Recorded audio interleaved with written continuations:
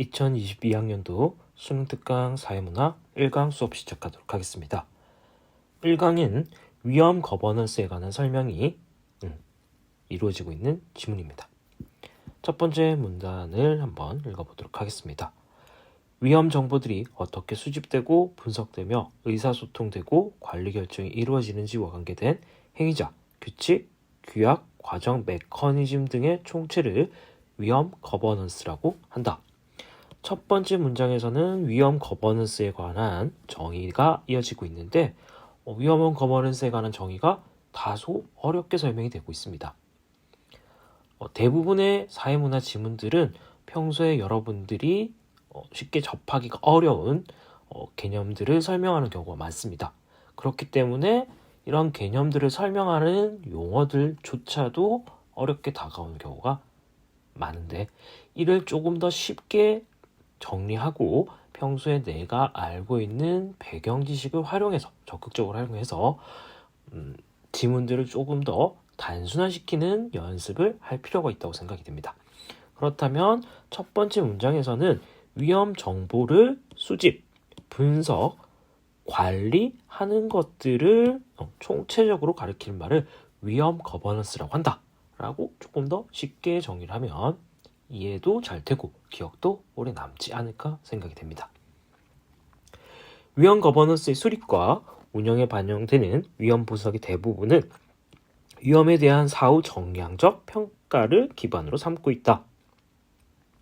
단어가 또 어렵게 나왔는데 사후라는 건 사건이 발생한 이유라는 뜻이고 정량적이라는 건 구체화되고 객관화되었다라고 해석을 하시면 될 것 같습니다. 그러니까 위험 거버넌스는 사건이 일어난 이후에 수치화되고 구체화된 평가를 기반으로 하는 것들이다 라고 정리를 하시면 되겠죠.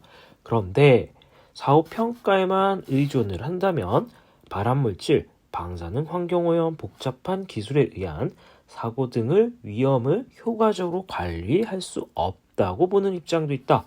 대표적인 것이 사전주의 원칙이다. 그렇다면 사전주의 원칙에서 위험 거버넌스가 가진 한계점을 제시하고 있다라고 정리하시면 되겠죠. 그래서 위험 거버넌스는 사후적인 조치 때문에 사고를 효과적으로 관리할 수 없다라고 비판하고 있습니다. 사전주의 원칙은 보통 과학적으로 불확실한 경우에 예방 조치를 취해야 한다는 원리로 이해된다.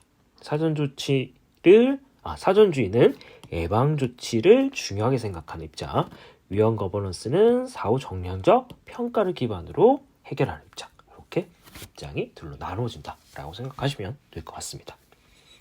위와 같은 입장은 정량적 위협 분석 반복론 지지자들에게 비판의 대상이 되었다. 그러니까 사전주의를 다시 한번 비판하며 나온 것이 정량적 위험 분석 방법론 지지자들이다 라고 정리할 수가 있겠네요. 사전주의 원칙은 과학적이지 않아서 다양하게 해석되기 때문에 위험 관리에 적합하지 않다는 것이다. 그러니까 사전주의 한계는 과학적이지 않고 다양한 해석이 가능하다. 따라서 관리에 적합하지 않다라는 한계점을 제시하고 있는 겁니다. 이에 대해서 사전주의 원칙의 지지자들은 다양한 해석은 위험에 대한 불확실성과 위험에 대한 가치 판단의 차이에서 생기는 것이며 사전주의 원칙에 실제적으로 위험을 관리하는 효과적인 방법론이 될 수 있다고 주장하고 있다. 그러니까 사전주의자들이 정량적 위험 분석 방법론자들의 비판을 반박하고 있는 것은 해석의 다양성이라는 건 불확실성과 가치 판단의 차이 때문에 나타나는 것이고 이런 것들이 위험을 효과적으로 관리하는 데 전혀 부담이 되진 않는다. 한계점으로 작용할 수 없다라고 반박을 하고 있다라고 정리를 하시면 될 것 같습니다. 마지막으로 현재 이러한 두 입장은 위험 거버넌스를 통한 위험 평가와 관리에서 함께 고려되고 있다라고 하면서 1문장이 끝나고 있습니다. 자, 선생님은 항상 수업 시간에도 말했듯이 한 문단이 끝나면 그동안 읽었던 내용들을 머릿속으로 한번 정리한 다음에 다음 문단으로 넘어가는 걸 강조하고 있었죠. 그렇다면은 첫 번째 문단에서 중요하게 설명하고 있었던 내용들을 한번 글로 한번 정리를 해봤습니다. 자, 처음에 위험 거버넌스의 정의에 대해서 설명하고 있었습니다. 그래서 위험 거버넌스란 건 위험 정보의 수집, 분석, 관리 등을 하는 총체적 활동을 일컫는 말이었다. 그리고 위험에 대한 사후 정량적 평가를 기반으로 하는 활동을 위험 거버넌스라고 하였다. 라고 보시면 되겠고, 이 위험 거버넌스에 대해서 사전주의 원칙이 반박을 하고 비판을 하고 나섰다. 위험 거버넌스는 사후 평가에만 의존한다면 위험을 효과적으로 관리할 수 없기 때문에 외방적 조치를 취해야 한다는 입장이 사전주의 원칙이었다라고 정리할 수가 있습니다. 그리고 이러한 사전주의 원칙에 대해서 정량적 위험 분석 방법론 지지자들은 사전주의는 과학적이지 않고 해석사항의 다양성이 존재하기 때문에 위험 관리에 적합하지 않다라고 얘기를 하고 있었죠. 그리고 다시 한 번 더 사전주의자들이 재반박을 하게 되는데, 다양한 해석이 가능한 이유는 위험이 가지는 불확실성과 가치 판단의 차이에서 기인하는 것이기 때문에 실질적으로는 위험 관리에 효과적이라는 입장이다 라고 정리할 수가 있습니다. 그리고 마지막 문장에서는 현재는 두 입장 모두 위험 거버넌스에서 고려되고 있는 사항이다 라고 정리할 수가 있었습니다. 다음 두 번째 문단 살펴보도록 하겠습니다. 위험평가와 관리를 위해서 1983년 미국 과학 아카데미는 레드북이라고 불리는 보고서를 발표하였다. 이 보고서에서는 위험평가와 과학과 정책이 혼재된 활동이라는 것을 인정하고 있다. 위험평가라는 것은 과학적이면서도 정책적인 활동이다라고 평가를 하고 있는 거죠.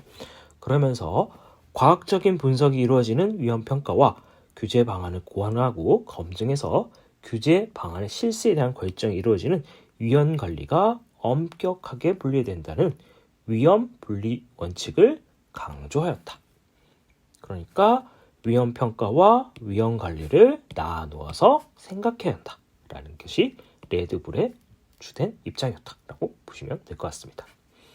이 보고서에서는 위험 평가를 4단계로 구분하여서 설명하고 있는데, 해당 인자가 유해 효과를 유발하는지 확인하는 유해성 확인, 위험물질의 복용과 유해 효과 유발 사이에서 관계를 밝히는 용량 반응 평가, 위험물질에 노출된 정도가 얼마인지를 파악하는 노출 평가, 유해 효과의 예측 발생률을 근거로 위험 여부를 판단하는 위험 결정 4가지로 위험 평가를 이루어져 있다라고 정리하였다. 그러니까 금방 읽은 내용들을 다시 정리하자면 위험 평가는 4가지 단계가 있다. 유해성을 확인하는 단계, 용량과 반응을 평가하는 단계, 노출된 정도를 파악하는 노출 평가. 그 다음에 유해 효과의 예측 발생률을 통해서 위험 여부를 판단하는 위험 결정, 이렇게 4가지가 있다라고 정리를 하시면 될 것 같습니다. 보고서에서는 위험 평가와 분석을 통해서 사람들의 위험 인식에 영향을 미치는 감정적인 요인들을 제거할 수 있으며, 사회적, 문화적, 정치적, 경제적 요인들은 위험 평가 단계가 아니라 위험 관리 단계에서 규제 전략을 세울 때 고려되어야 한다고 주장하였다. 그러니까 금방 읽었던 4가지 위험 평가의 단계에서는 조금 더 객관적이고 수치화된 내용들을 살펴봄으로써 감정적인 요인들을 제거할 수 있고, 그 다음에 이렇게 감정적이거나 사회 문화적, 정치적인, 경제적인 요인들은 관리 단계에서 고려해야 한다. 그러니까 분석 단계에서는 조금 수치화된 거, 그리고 감정적이고 사회 문화적이고 경제적인 것들은 관리 단계에서 해결을 해야 한다라고 분리주의 원칙을 강조하고 있다는 걸 알 수가 있을 것 같습니다. 자, 그러면 이 내용도 한 번 더 정리를 해보면 좋을 것 같습니다. 그래서 미국 과학 아카데미의 보고서 레드북에서는 위험평가는 과학과 정책이 혼재된 활동이었다. 따라서 위험평가와 관리는 엄격하게 분리되어야 한다는 분리주의 원칙을 강조하고 있었다. 그렇기 때문에 위험평가를 하기 위해서는 4가지 단계를 고려할 수 있어야 한다. 유해성 확인, 용량 반응 평가, 노출 평가, 위험 결정. 그리고 위험평가의 분석 을 통해서 감정적 요인들을 제거할 수 있으며 사회문화, 정치, 경제적 요인들은 위험 평가가 아니라 위험 관리 단계에서 고려된다라고 정리를 하시면 될 것 같습니다. 세 번째 문단입니다. 레드북의 내용은 미국 정부의 규제기관에 의해서도 널리 받아들여지고 실제 위험평가 및 위험관리 과정에서도 사용되었다. 그런데 이후 레드북에서 제시한 원리 문제점이 두 가지 차원에서 드러났다. 그러면 세 번째 문단에서는 레드북의 한계점, 문제점들을 설명하고 있는 내용이다 라고 볼 수가 있겠네요. 첫째는 실제 위험 정책에 드러난 문제점으로 충분한 위험평가가 바람직한 위험관리 정책으로 자동적으로 이어지지 못한다는 것이다.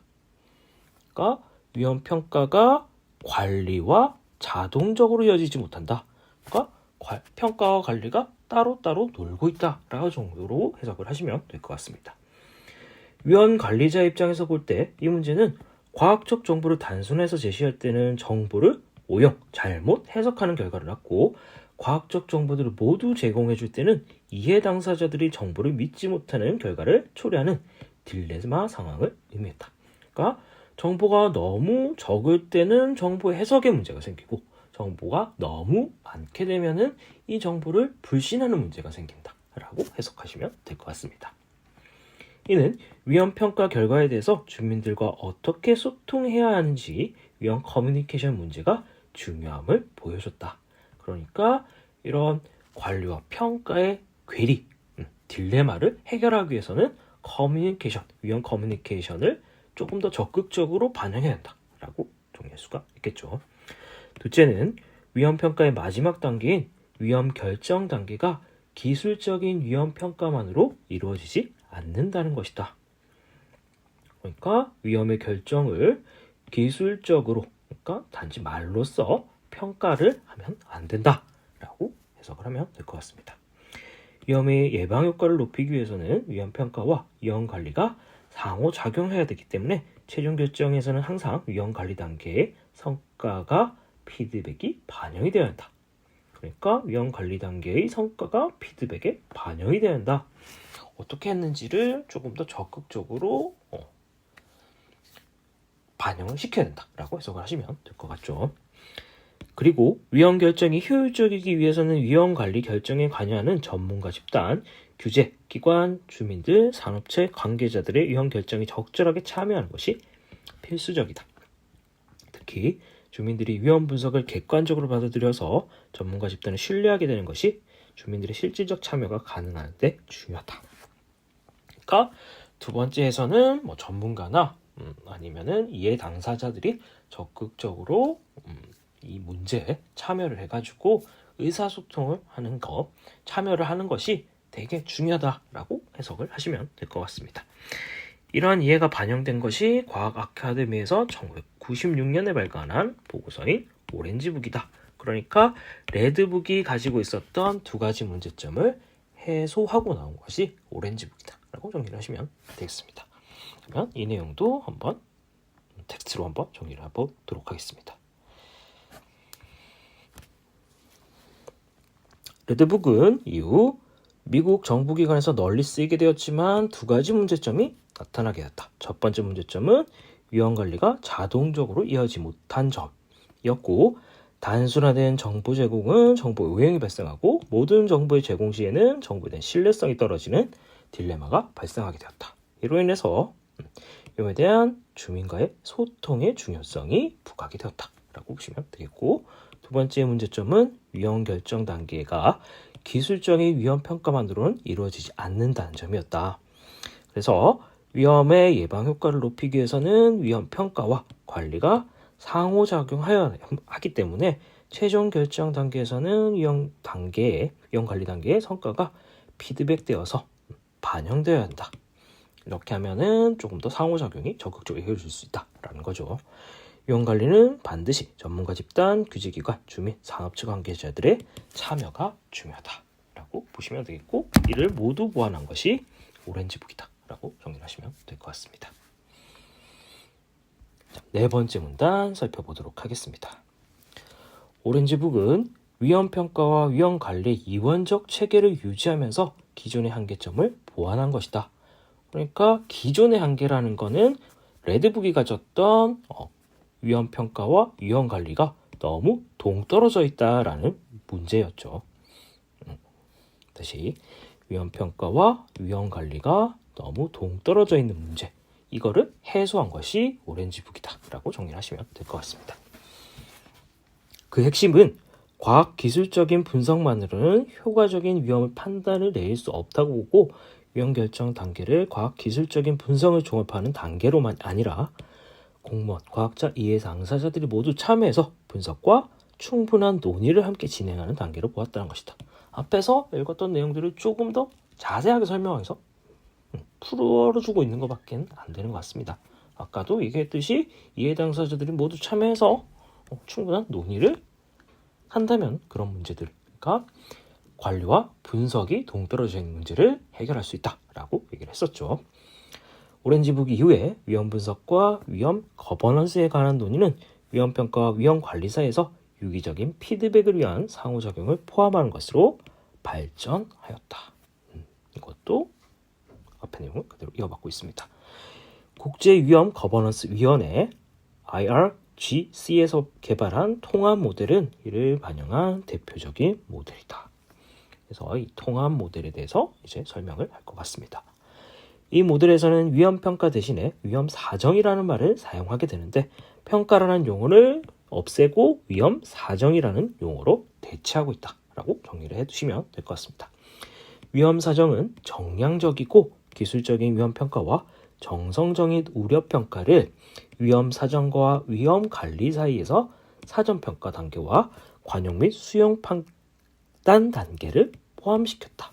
그러니까 기존에는 두 단계로 구성되어 있었죠. 위험 분석, 위험 관리, 이렇게 나눠져 있었는데, 이 위험 분석이라는 위험 평가라는 단어를 위험 사정으로 바꾸고, 이 위험 사정과 그 다음에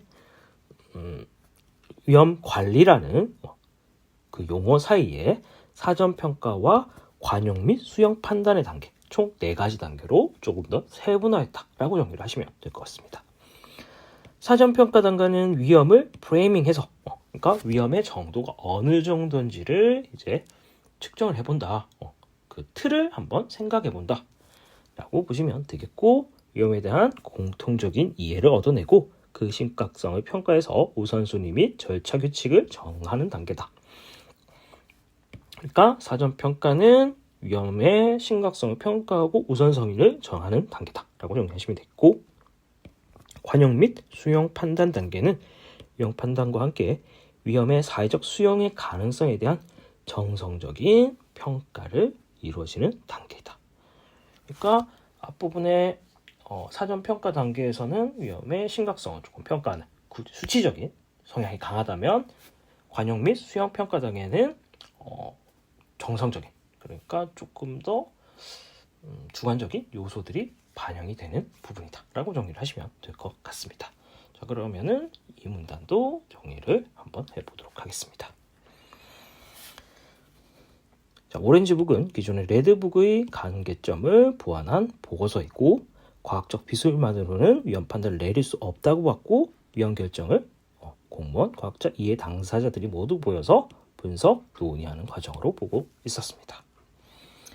그리고 국제위험, 2번 썼네. 위험 거버넌스 위원회에서 개발한 통합 모델은 위험평가와 위험관리 사이에서 유기적인 피드백을 위한 상호작용을 포함하는 것으로 발전하였습니다. 그래서 IRGC에서는 유기적인 피드백을 되게 강조하고 있다라고 정리하시면 될 것 같습니다. 그리고 위험평가라는 용어를 위험사정으로 바꿔서 설명하고 있었고, 정량적이고 기술적인 위험평가와 정성적인 우려평가를 그 사이에 집어넣고 있었다라고 설명하고 있었죠. 위험사정과 위험관리 사이에 사전평가와 관용 및 수용 판단 단계도 포함시키고 있었습니다.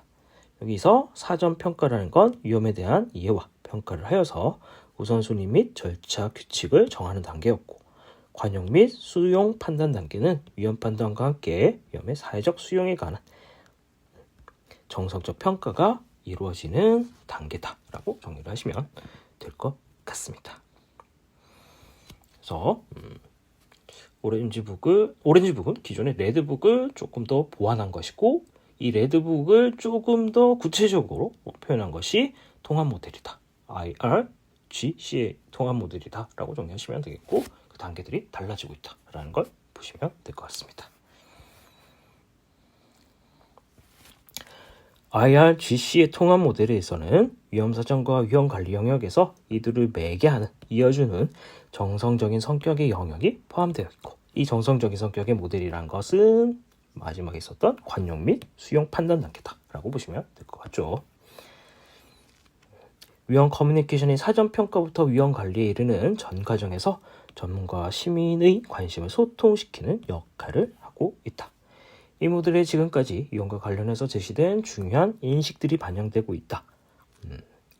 하지만 IRGC의 통합 모델에서도 위험평가 영역과 위험관리 영역은 그 기능의 주체가 상이한 두 영역으로 남아있다고 볼 수 있다. 그러니까 IRGC 역시 지금 관리와 평가가 조금 동떨어져 있다라고 정의를 할 수가 있겠죠.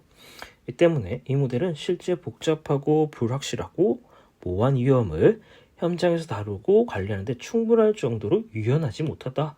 조금 유연해져야 되는데 여전히 한계점이 남아있다 라고 보시면 되겠고, 그래서 IRGC의 통합 모델을 만드는 데 중요한 역할을 한 오트르빈 레는 위험평가와 위험관리가 하나의 사이클에서 맞물려 있는 새로운 적응적 모델을 제시하였다. 그러니까 IRGC의 통합 모델을 또 보완하고 나온 것이 적응적 모델이다 라고 보시면 되겠네요.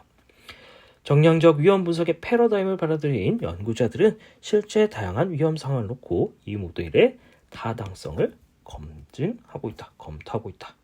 그래서 기존의 문제점을 조금 더 완화를 하고 있다라고 정리하시면 되겠습니다. 자, 그러면 마지막 문단의 내용도 정리를 해보도록 하겠습니다.